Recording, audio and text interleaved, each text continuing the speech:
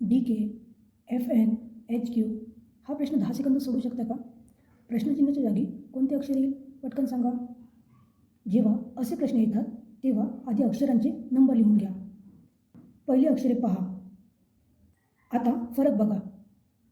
4 अधिक 2 6, 6 अधिक 2 8, म्हणजेच पुढचा नंबर असेल 8 अधिक 2 10 आणि 10व्या नंबरचं अक्षर आहे जे. आता दुसरी अक्षरे पहा. 11 अधिक 3 14, 14 अधिक 3 17, 17 अधिक 3 20 आणि 20व्या नंबरचं अक्षर आहे टी. म्हणून योग्य उत्तर असेल जे टी.